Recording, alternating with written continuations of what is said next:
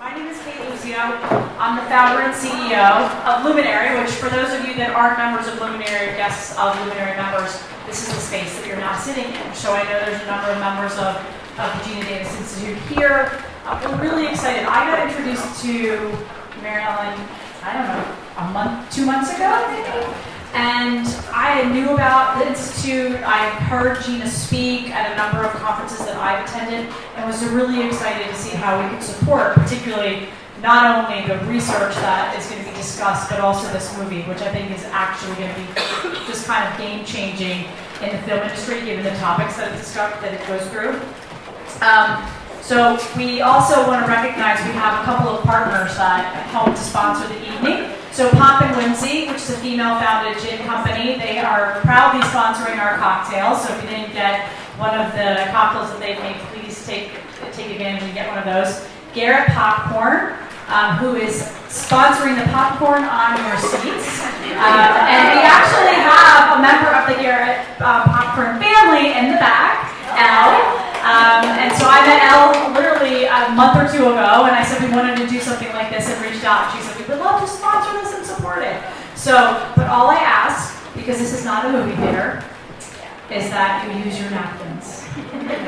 We have really nice furniture, and we know popcorn can be a little messy. So, speaking of that, around the corner where the entrance where you came in are the bathrooms. So if you need to use the restroom, they're right next to the entrance. Our apologies that you had to walk up the stairs. And for those of you who have been here before, I apologize all the time. We actually do have a working elevator. We're just waiting for the lovely Department of Buildings to approve it. So hopefully the next time you come for an event, we will have it. And I'm going to turn it over to Mary Ellen, who is the New York chapter lead for the Institute. And we're just really excited. We're going to have a bit of a panel. Please come in and out, get some more food, drinks. There's more popcorn outside. And we're excited to hear from these amazing women on the panel and then watch this terrific movie.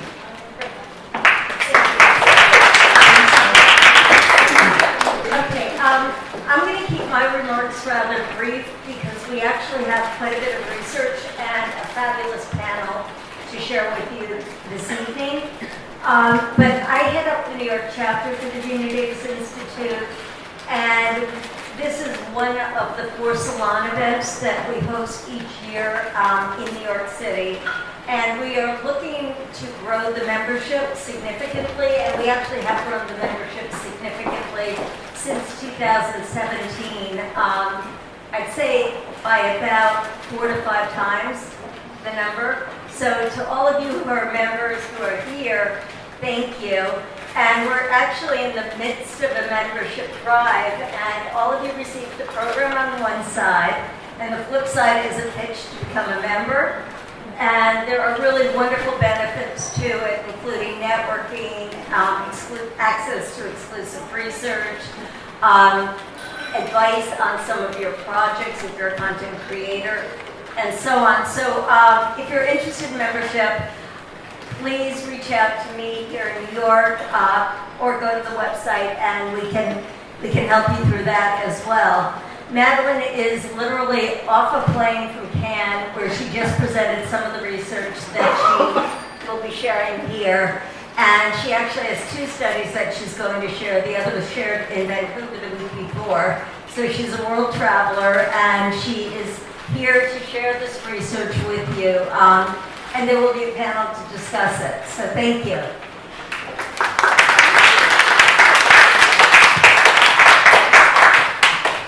Alrighty, so let's have some research with that gin.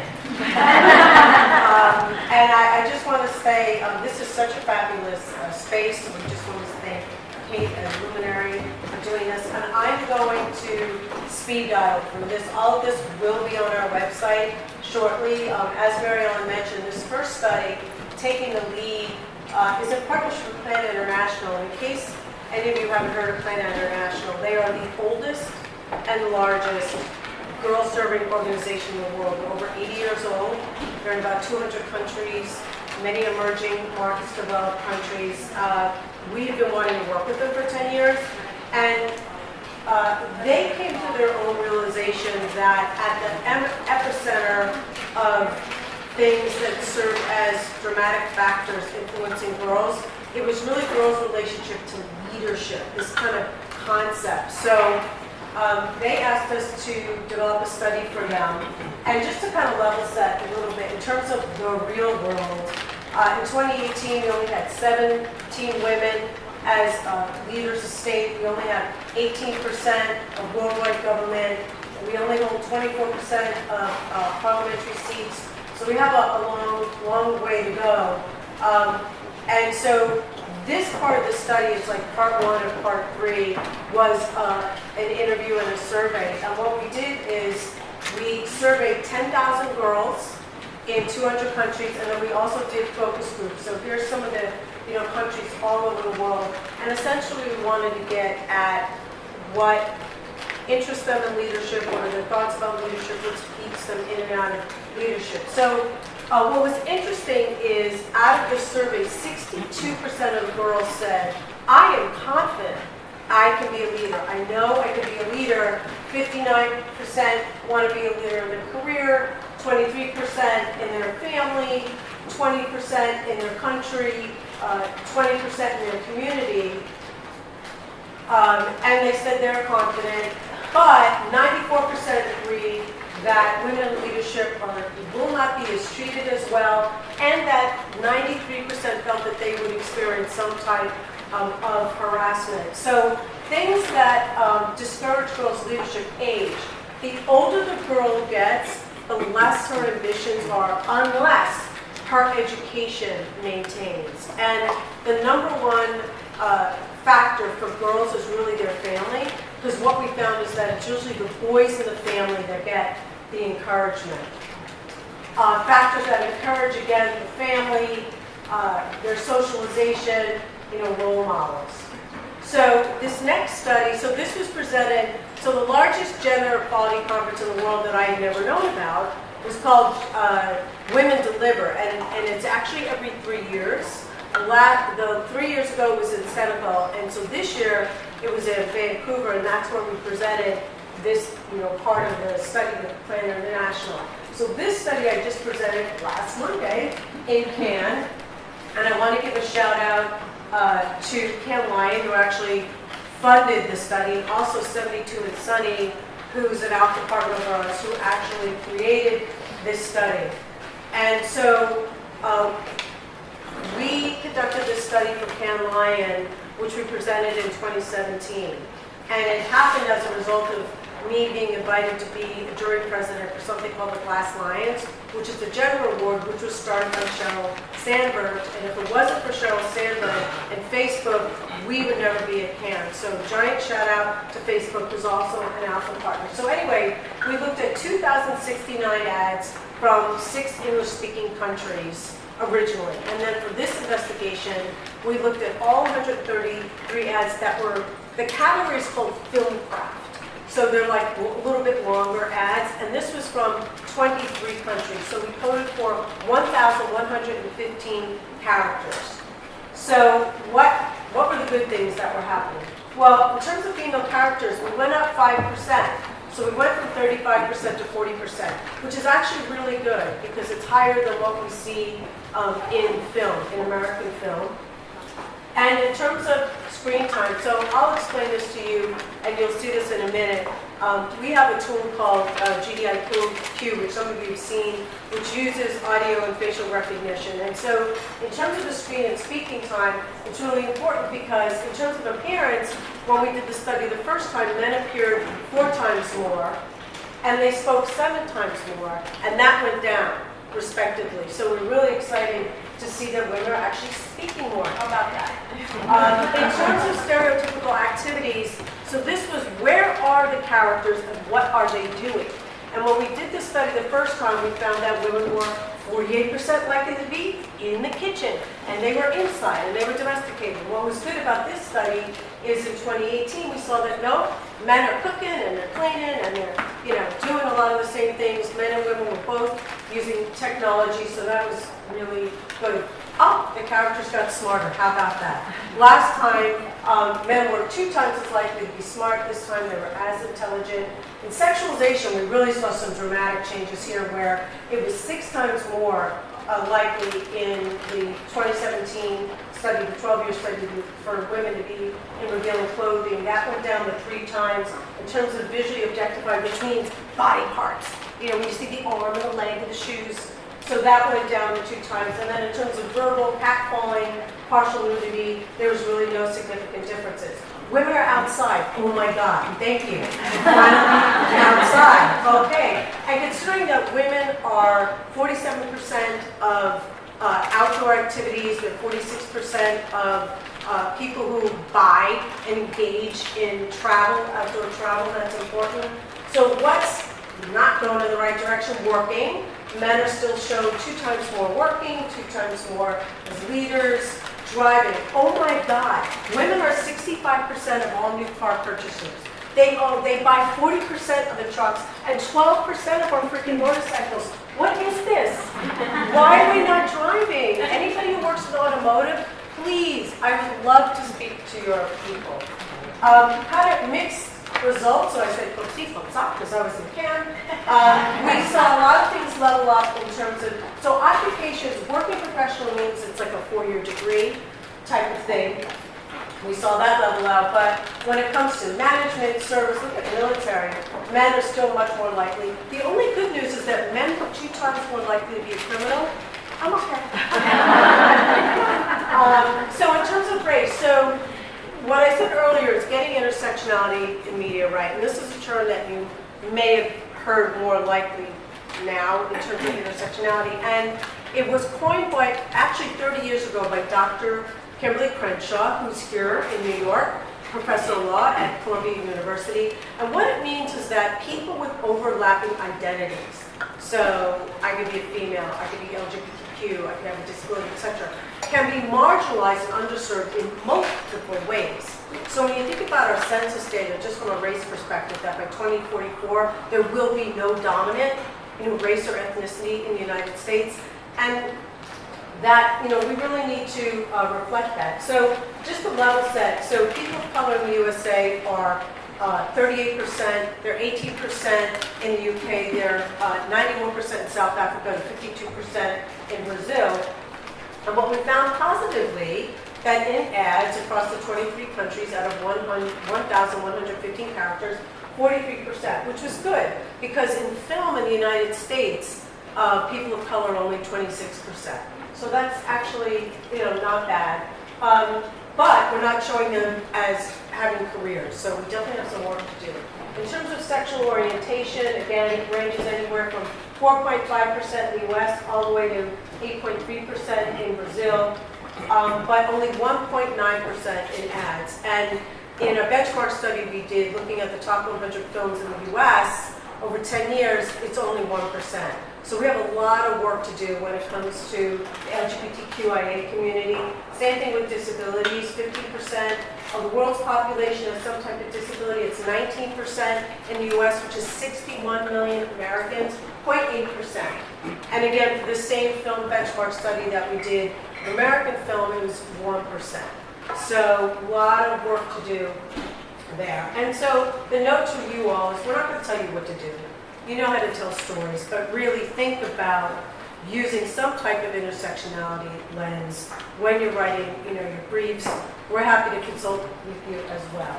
So without further ado, I'm going to bring up my esteemed panelists. I'm going to bring up Paige and Laura to join me. We're going to have a little chat, and then it'll be movie time.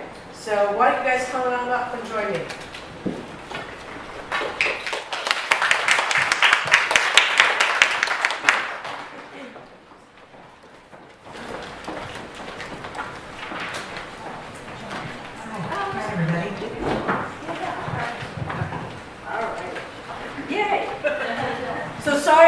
Through that, but I really wanted to make sure I had a nice conversation with these fantastic gals, and it's great because at the Cannes panel, when we presented this, Evan Shutt, who's the COO of 72 and Sunny, was on that panel, so that was really great. And then Sheryl Sandberg invited me to be on her panel at Cannes, so that was really, really great. So it's wonderful to have both of you. So those are our bosses. Just that. But so I just would love your response just to the data overall, you know, what you're thinking about. And we won't have that much time to talk. I'll probably ask them 2 questions and then maybe open it up for Q&A. But this first round is just what's your thoughts about that when you see this? Sure. So, hi everyone. I'm Kate. There are 2 things that I found surprising. The first one was that I think it was 19% of Americans are identified as having a disability, but less than 1% are being represented in advertising. Yes. And of any group that I think could really benefit substantially from seeing themselves portrayed as having a fulfilling, well-rounded, wonderful life for themselves and for their families, like that seems like a huge opportunity for every single one of us in this room and at Facebook and the advertising that we do to make sure that we're representing this audience specifically. The other thing was, and it was in the research that you sent before, not that was up here, but age discrimination. I think there was some research done that women who were in their 20s were twice as likely to be represented in ads, but half as likely if they were in their 40s or 50s. And that is absolutely horrifying to me, particularly as someone who's in their 40s, that I'm no longer, an object that wants to be represented in terms of representing a brand or anything like that. So I thought that those were like, skimming through the research and the presentation, those are the 2 things that really stuck out to me. What about for you, Laura? I'm excited that we're trending in the right way. I mean, there are some great numbers up there, and I feel really good about. But what I realize when I see a lot of the places that we're still falling down is that we have to keep on it. One thing that we've been doing at 72 and Sunny, which I think probably a lot of you have also signed on to do, is working with free to bid, free to work. And one thing that taught me was we have to pull the data. We have to look at the numbers. We have to see where this is going. We have to see where we're falling down. This is so helpful, so incredibly helpful. And I found in the years that we've been doing free to bid and working with you, when these numbers are presented to us, we realize how much harder we have to fight. I noticed with free to bid, we started here and then we kind of started to dip down, and we had to keep talking about it, even if you feel fatigued. And when you presented these numbers, and this obviously is some new data, but the last time I saw these, I was like, all right, we're just getting started. We're just getting started. Can you walk everyone through who may not be in advertising, what is free to bid who now became free The work. and what they're trying to do? Just explain that. And just in case people, it's Kat Gordon, who's a great, it's Emma, yes, Yeah. who's a really great friend. So if you just explain that to everybody. So, for those of you who are not in advertising or not particularly in production, we typically triple bid film jobs and often photography jobs. And Amal looked around years ago and realized that women weren't being given an opportunity to bid on any of these jobs, even if we were talking to 3, never given a chance to even pitch. Didn't mean that there was anything that you had to commit to. They weren't even asked to participate. So she came up with this idea, the lead from Pereira Odell, PJ Pereira. Why don't we ask everybody to commit to, when you triple bid one female director, give her the opportunity to pitch. Not saying you have to promise anything, just give her a chance to pitch like any other male. And so when we signed on, we were seeing maybe 1% female directors we did. 1%, which is crazy. And then after we signed on, we saw 75% women being given an opportunity. And of those bids, 35% of the time they won. Based on the treatment, based on their thinking, based on the phone call. So we've seen a lot of change. So I think if we're paying attention to this data and looking for where we're failing, we'll be more mindful to keep pushing. And so one of the new things that they're doing, which I'm hoping to follow up with them, is, so they have a database of, so people say, why can't you find it? Yes, you can, go to free to work. They're also building a database now for film and TV directors, which is great because we get calls constantly. People are like, why are you asking me for a female director? What about the DGA and the PGA? So we've kept our own cheat sheets and lists of female directors, and so we're building that database as well, which I think is great to make it a lot easier because it's been too hard, and I guess the guilds aren't doing, a good enough job. But anyway, so and I want to go back to what you were saying about age and women. So we had some other slides that would like chop this deck apart, but women control 20 trillion of the world's wealth, and we're 85% of all purchases, and 65% of the purchases from male type products. But women in their 50s are the healthiest and the wealthiest in the world. So the fact that we don't really see women in their 50s, and on the film side, it's less than 5% of all women across the top 100 films out of the US that are shown like in their 50s. Whereas it's like 30% for men or higher. So the whole ageism thing, that we could spend hours, days, we could just sleep over in pajamas, we could just talk about that indefinitely. So I don't know if there's any more you wanted to talk about that in terms of the research or coming out of that. Well, I guess I just wanted to add, and I'm glad that you started with it, it's really refreshing and nice to see that there's an upward and positive trajectory, and that we are seeing substantial change. So it's good that we are seeing positive change being impacted, I think because of that women are having more speaking opportunities like this, more press opportunities, we're in the trade magazines more. There's a sense that it's been fixed, that there's no longer a problem. I've had people on my own team make comments that, I shake my head and I'm like, are you kidding me? Only 11% of creative directors are females. Like it's a very real problem, even still in today. So, and how we're being represented is obviously not equal. So it's great that this research is out there, and the more that we talk about it, the more opportunity we have to make impactful change. So it's good that we're it's been a positive, we have positive impact and we're making positive impact, but yeah, there's still a long way to go. So one thing I wanted to ask you about, so one of the slides that I cut, it's this idea about humor, and what we found consistently, and it didn't change, that men were 2.5 times more likely to be predicted as being funny from the first Cannes Lions study, and also we found that from the second one as well. And why is that? What's happening? Like, in terms of who's writing, do women not have a chance to write funny stuff, funny ads? Like, just from your own personal experience, just what's with the humor thing? Why do we have no humor?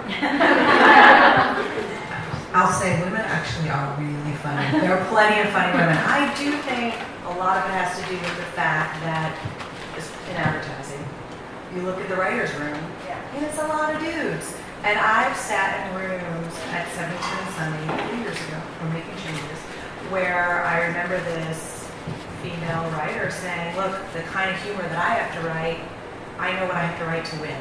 I know what I have to write to win. There's a certain kind of humor here. And we all heard that. Like, that was kind of eye-opening. So even we had a few women writers, and they thought that they had to write a specific tone. So that's something that we pushed on. I also think when you look at who are we hiring? Yeah, are there enough women? When we talk about intersectionality, do we have different types of people? Do we have diversity? Diversity leads to innovation. I think that's a big part of it. I think it's having different types of people will lead to different kinds of humor. It's funny, I have a 14-year-old son, and I look at what he thinks is funny, and it's very different from what I think is funny, obviously. And I think we need to get those different voices, those different perspectives in the room, and then we'll start to decide what is funny. Is it the kind of funny? Is it the kind where we've always been looking at? I need to do this to win because that's what's always won, or has it evolved into something else? If we get different people throwing out different kinds of jokes, that's going to become the norm. What do you think, Kate? I think it depends on, I agree. It's a lot of it has, am I talking really loudly? I know, maybe a little bit further away. So I think you're absolutely right. A lot of it has to do with the brains that are putting the writing and the jokes together. I think it's possible maybe tell me that I'm wrong, that people are also sensitive to portraying women in a way that might be slapstick or perhaps disrespectful. There's a level of sensitivity, and I think it was mostly white men that were portrayed as funny. And is that correct? And that We're supposed to be pretty. we're cute. But look at Amy Schumer. She's so great. But yeah, I mean, possibly it's a lot of the writers in the room feel comfortable making white men sound funny, but perhaps less comfortable trying to make a slapstick belching joke out of a woman or out of someone with a different ethnicity or background. So possibly it's just out of a level of sensitivity as well, and level of comfort.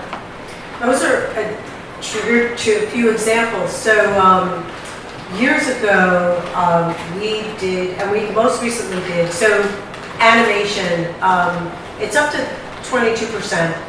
Of all women are animators in the animation guild. And years ago, we had done a presentation there like this. And during the Q&A, one of the animators raised their hand. They said, well, you know, we can't make more female characters, animation characters, because they're boring. And we said, really, why is that? They're like, well, you know, they have to be pretty, they have to be this, they have to be that, or the feminists will come down on us. And we said, we didn't know that we were that organized. And the point was because when they're, as a story artist, when they were developing characters, there was only one female. You know, you have Belle, you have Fiona, there's only one, versus an abundance of. So they felt so much pressure. And another example, so how many of you saw Bridesmaids when it came out, right?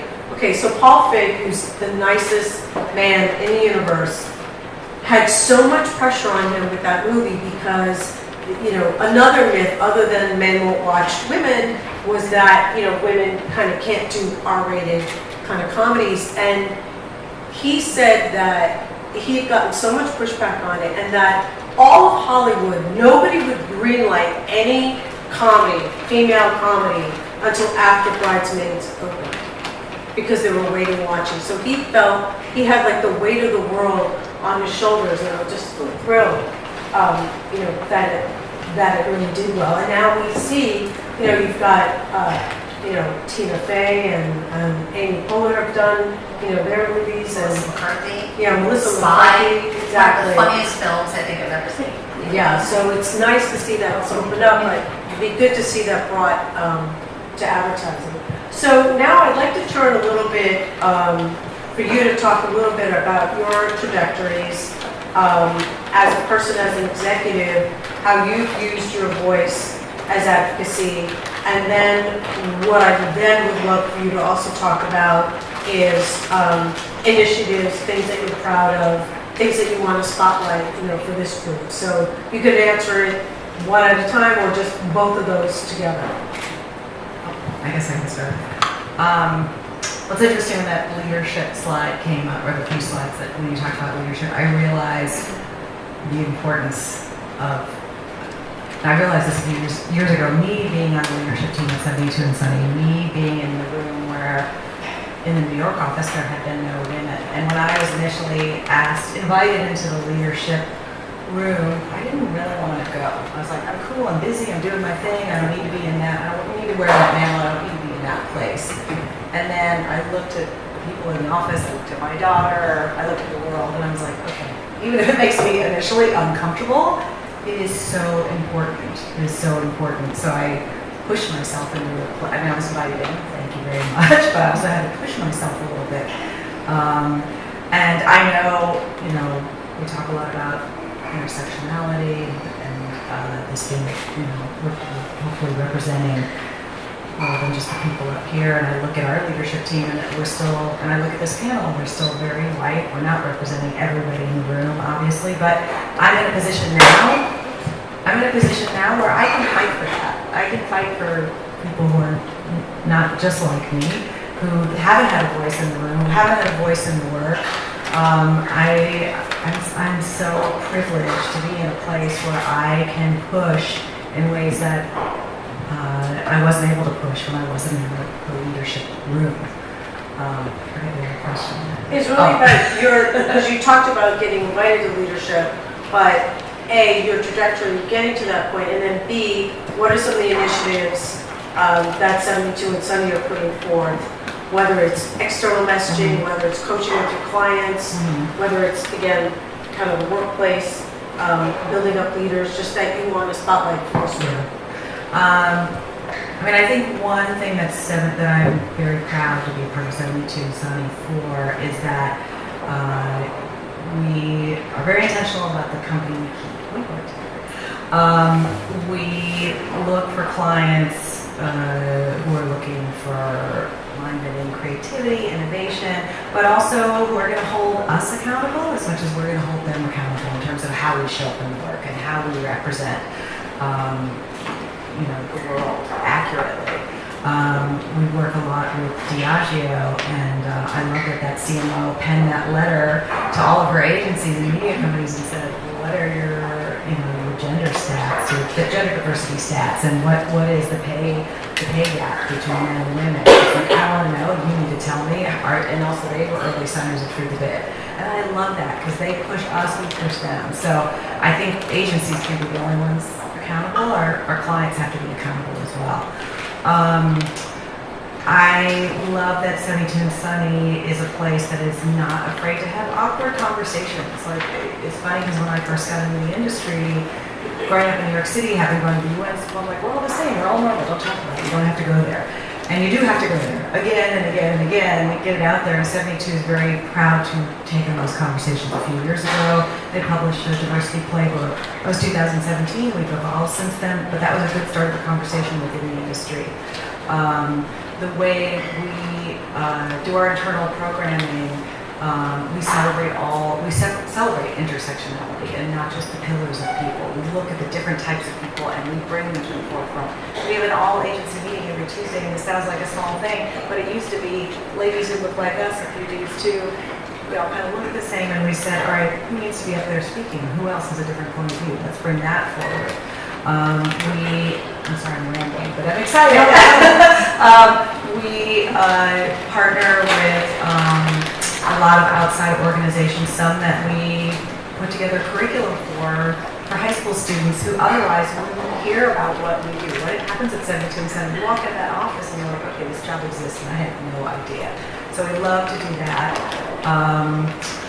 And just recently, we've empowered our people to bring their voice. We said to them, what else do you want to do? And so there was a little bit of a grassroots movement within the agency to start 72X, which is, how do we collaborate?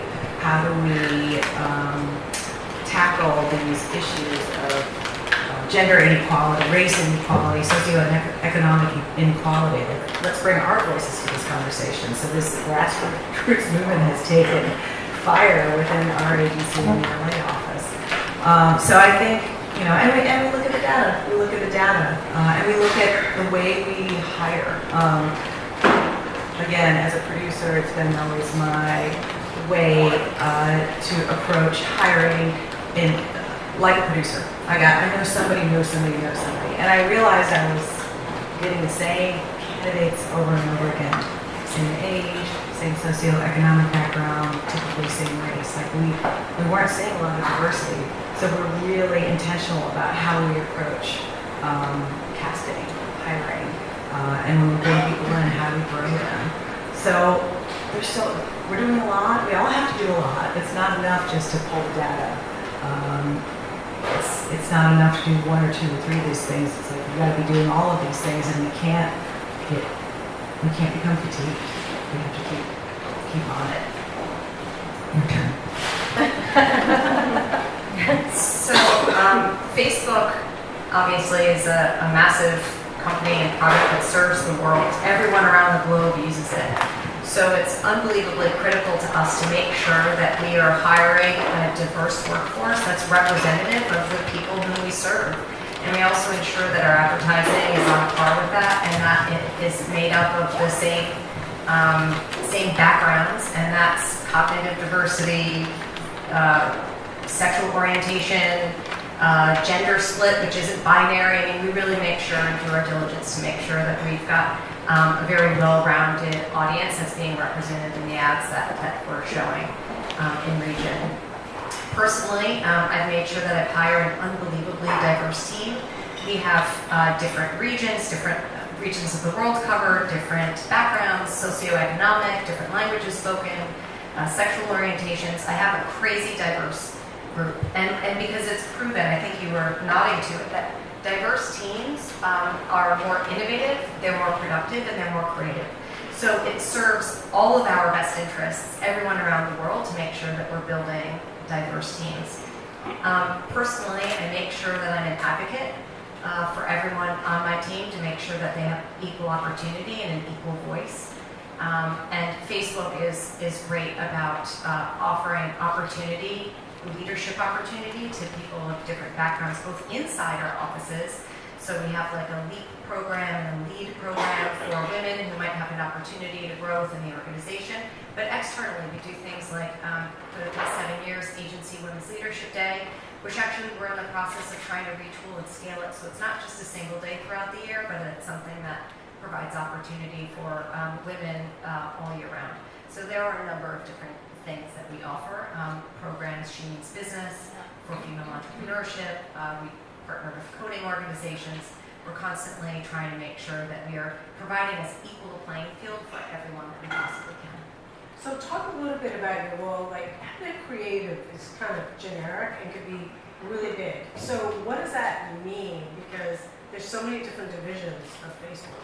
Sure, so very good question. So I head up creative for North America within a group called Global Business Marketing, which means I'm the creative director for anything that is on behalf of Facebook that goes into market to our business audience. That could be small and medium-sized businesses, that's large brands, it's media companies, it's creative agencies, it's not-for-profits, not-for-profits, organizations. It's anyone who uses our products or our tools to advertise, be more successful, grow their business, reach audiences.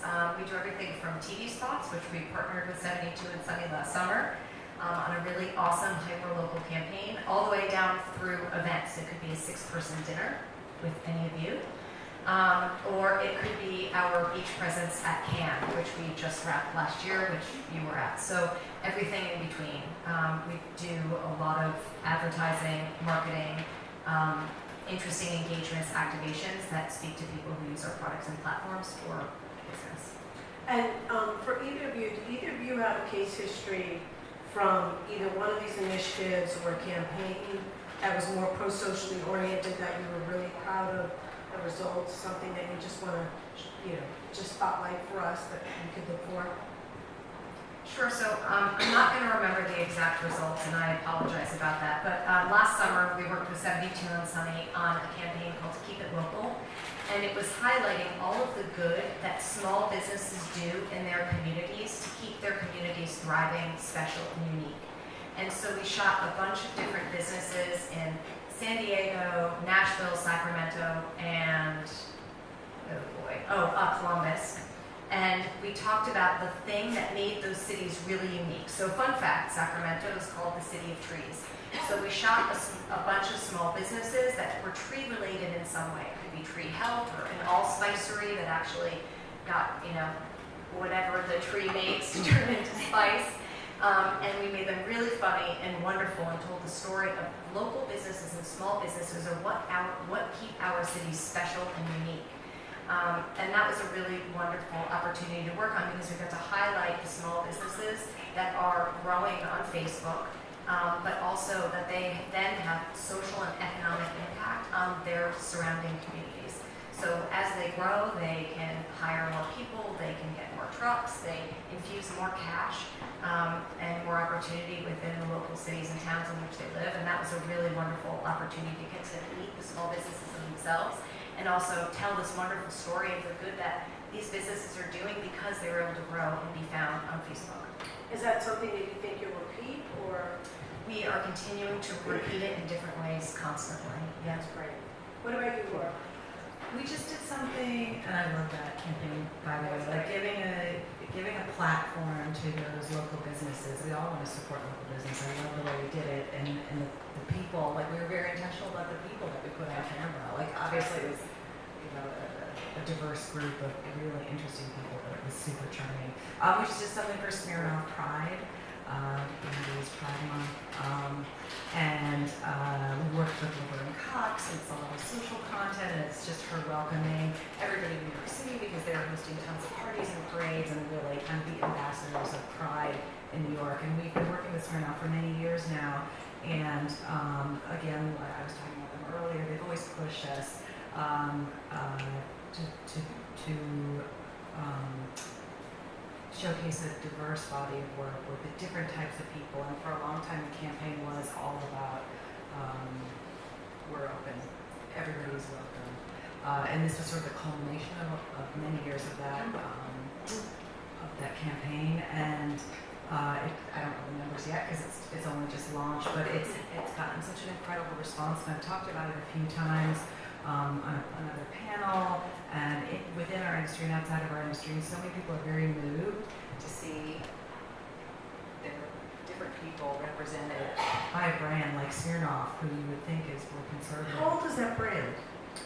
It's old. It's an old brand, and it's gone through a lot of And it's iterations. it was UK based, wasn't it? Or It is, run out of the UK, but it has origins all the way back to Russia. It's been around for quite a long time. so how long? So have they just looked at the LGBTQ community, or how long have they been? Because the other thing is, you have to be careful because you don't want it to be on the nose. Also, Yeah. it has to be kind of authentic to the brand. So how long have they been kind of embracing this? We've been working with them for about 5 years, and I'd say about 4 of the years.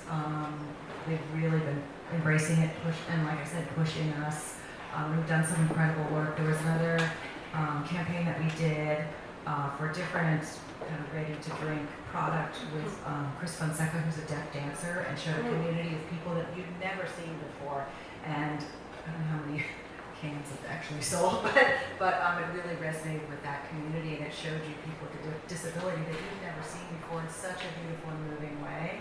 So I think just we've had a lot of opportunity to show people who've not ever had screen time before, and I think we've actually made inroads in a lot of places that we have a huge platform. Smirnoff is a huge platform. I mean, Facebook too. Like we were showing the world people that have not had that screen time, and that's so incredible.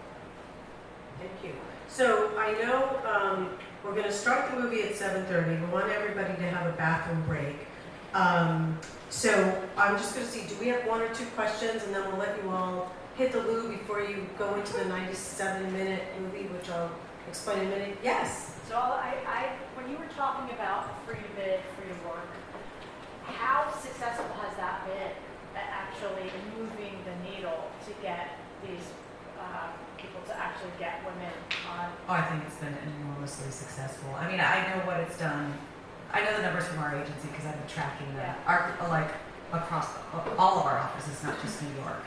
I think I said the stats before because I just told them for a panel that they were doing at Cannes, and before we signed free to bid, there was no incentive. We went, we work with the best people. We work with the best people. That was always the response. Oh, she's not funny. These people have it on the reel. So we were looking at maybe 1% of the bidders were female, and then after we signed, it incrementally crawled up to now an average of 75% of the triple bids, we see a woman in the mix. So it's changed our behavior, and it's held us accountable. It's been incredible. And then the female directors are winning based on merit. Anyone else have a question? Back there? Oh, yes. We have 2 actually. You and then you. This is more of a joke, but I constantly go to some sets because I pun a lot, and everybody calls it dad puns, and it drives me crazy because I'm like, why can't a mom pun? Like, I like dad jokes, but I'm a woman. I don't feel like a dude. So I would just love if we could. My question is, why can't we have mom puns or mom jokes as like a trending thing? I think that's a great point. The thing is, though, dad jokes are really bad, aren't they? Yeah. So maybe mom Right. jokes jokes are really smart, and that's just how we reposition it. Like, oh, that was clever, that was a mom joke. I think we have to create it, you know, it doesn't exist yet, but. Could happen out of this room. I don't That's know. right. That's what I'm saying. So, you had a question? Yes, so I've worked in the cable industry for a long time, and I was talking to a recruiter recently who said, Can you all hear her? Here, why don't, yeah, thank you. hi, I'm Sue Panzer, I worked in the cable industry for over 30 years. I was talking to a recruiter about the Me Too movement and how now it's backfiring a little bit. People are afraid to hire women because they don't want to be accused of anything. And I want to see your thoughts on that. Is that affecting decision making? It's certainly not affecting our ability to hire women, but across many conversations I've had with many people at many different companies, it's impacting men who are managers, managing appropriately the women who work for them, because they're scared to have hard conversations with them, that it's going to backfire into a problem that it becomes an issue of sex versus performance. And I know that something that Sheryl Sandberg says is just to make sure that you're treating everyone equally. If you would take one of your male coworkers out to dinner, then you should take one of your female coworkers out to dinner and just make sure that you're treating everyone equally. And while that sounds good, I still think that there's a little bit of reticence and hesitance on the behalf of male managers managing women to make sure that they're perhaps not giving them the opportunity or the feedback they need to grow and flourish because they're concerned or scared about having a weird or awkward conversation that might not go over so well. Yeah, I don't think it's impacted our hiring practices negatively by probably the opposite. But I've heard from men who said, I don't know how to act, or I feel like I have to be cautious. So again, words are powerful, you know, talk about it. You know, we've had like open forums where when that was all happening, we still are talking, open conversations. We've had to do some more training than we used to, which maybe was needed. So, a colleague whose name I won't mention, who's in the Writers Guild, said to one of his male colleagues, if it's a conversation you could have with your mother and your sister, like if it's something that you wouldn't say to your mother or sister, don't fucking say it. Just behave. Boo, you have to behave now. Oh. You know, and that's what he said. Think of it, use it as, would you say this to your mother? Would you say this to your sister? If not, don't do it. Don't do it. Like it's very simple. It's not that difficult to refrain from misbehaving. But anyway, so on that note, we want you to hit the loo before the movie, and I'll just set this up really quickly. So this movie was like 4 years in the making, and to your point, we were already way into the production, and then Weinstein happened, Me Too happened, the election happened. So we kept having to like chase after and gather all these things and put it in it. So I just want to say, you know, thank you, and I hope you love the movie. It's opening up July 22nd on 500 screens, Fathom, definitely New York, and then we're opening up LA, New York, August 9th, and then we're going to go nationally. So we'd love your support. So thank you, everybody.